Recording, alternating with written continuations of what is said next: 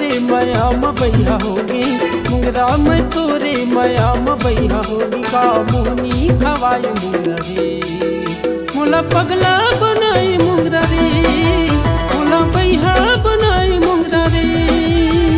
मुंगदा मैं तोरे मयाम बैहा होगी, मुंगदा मैं तोरे मयाम बैहा होगी। का मोहनी खवाई मुंगदा रे, मोला पगला बनाई मुंगदा रे, मोला बैहा बनाई मुंगदा रे। हाय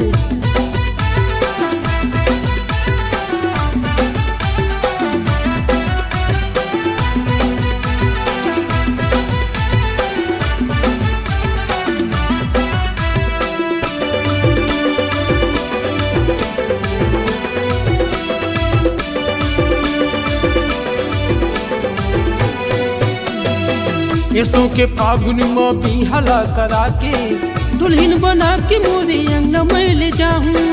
ऐसों के फागुन में भी हला करा के दुल्हन बना के मोरे अंगना में ले आऊं।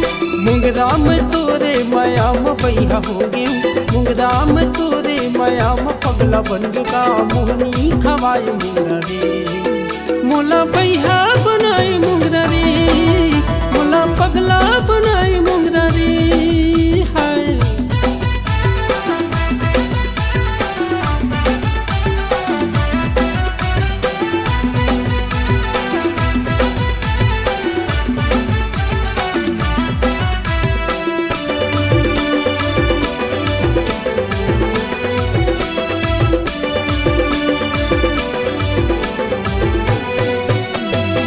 मछली मदानी तय हमीले बरबलाए हैं, कत्का फिर यहाँ पे मोला पतला बता दे।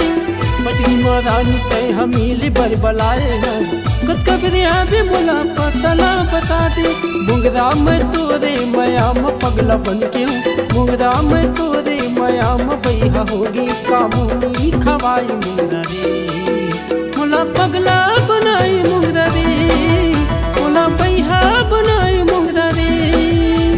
मुंगदा मैं तोरे मयाम बैहा होगी, मुंगदा मैं तोरे मयाम बैहा बनगी। का मोहनी खवाई मुंगदा रे, मोला पगला बनाई मुंगदा रे, मोला बैहा बनाई मुंगदा रे, मोला बैहा बनाई मुंगदा रे, मोला पगला बनाई मुंगदा रे, मोला बैहा बनाई मुंगदा रे, मोला पगला बनाई।